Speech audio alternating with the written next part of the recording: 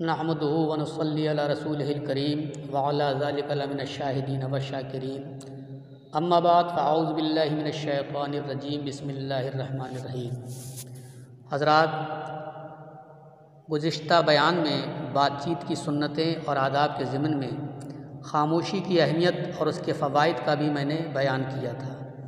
یہاں پر کچھ مزید بیان کیا جاتا ہے۔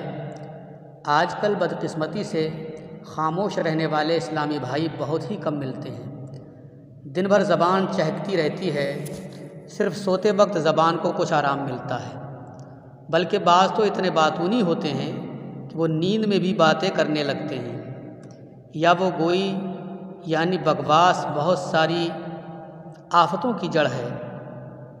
جو زیادہ بولتا ہے اکثر اس کے منہ سے جھوٹ بھی نکل جاتا ہے، غیبت بھی سرزد ہوتی رہتی ہے، چغل خوری بھی کر بیٹھتا ہے، راز بھی فاش کر ڈالتا ہے، دل آزاریاں بھی کرتا رہتا ہے، لوگوں کی ہر بات کو قینچی کی طرح کاٹنے کی اس کی عادت پڑ جاتی ہے، اور یہی وجہ ہے کہ ہر بات کو قینچی کی طرح کاٹتے رہنے کی وجہ سے اپنا وقار بھی کھو بیٹھتا ہے۔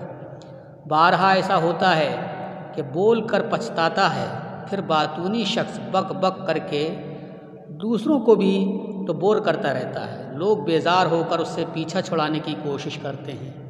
الغرض زیادہ باتیں کرنے میں بے شمار نقصانات ہیں، اسی لیے تو کسی نے کہا ہے کہ نہ بولنے میں 9 گن، کیونکہ خاموشی انسان کی زینت ہے۔ خاموش آدمی بہت ساری آفتوں سے امن میں رہتا ہے۔ اللہ عز و جل ہم سب کو بے ضرورت باتیں کرنے سے محفوظ فرمائے اور زبان کی آفتوں سے بچائے، آمین ثم آمین۔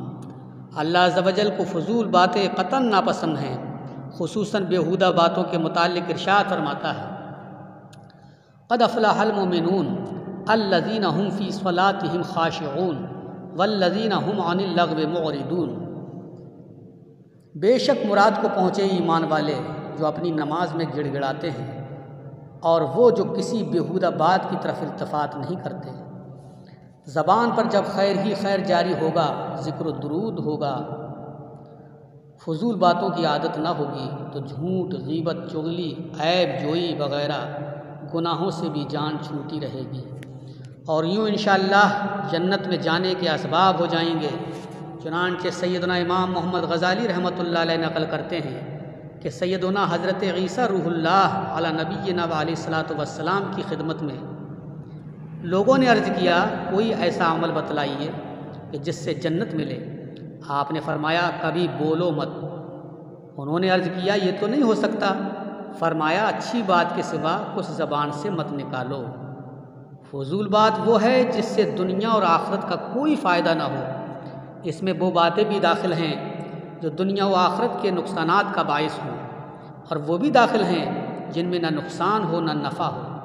جن چیزوں میں نقصان ہے اور مواخذہ، پوچھ گچھ اور عذاب ہے، ان سے بچنا تو ہر انسان کی عقل کا بھی تقاضا ہے، لیکن جو باتیں ایسی ہوں جن سے نہ نفع ہو نہ نقصان، وہ بھی در حقیقت نقصان ہی کی باتیں۔ تلاوت کر سکتے تھے، ان منافع کا ضائع ہونا نقصان اور خسران نہیں تو اور کیا ہے؟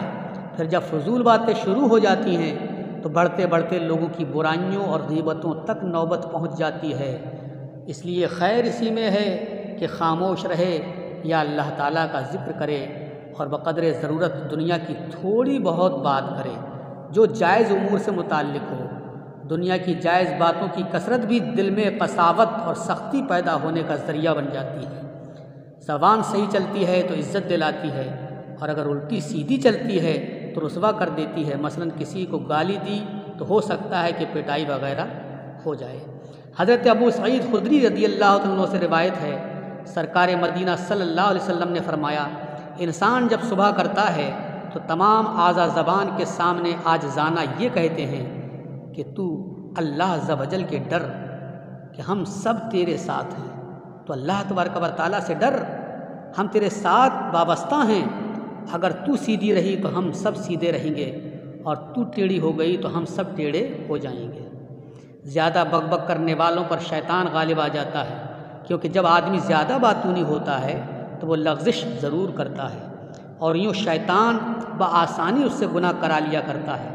البتہ جو خاموش رہنے کا عادی ہے وہ شیطان پر غلبہ پا لیتا ہے۔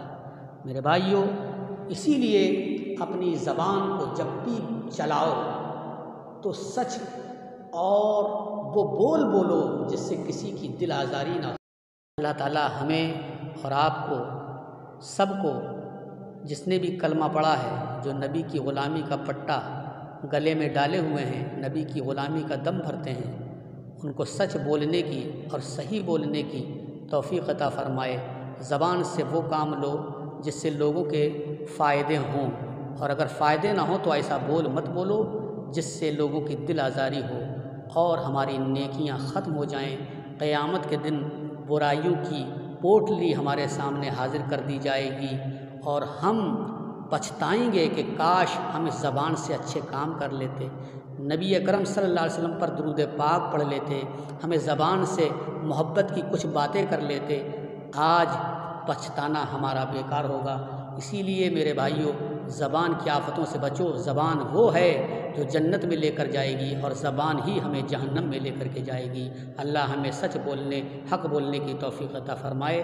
آمین ثم آمین بجاہ النبی الکریم۔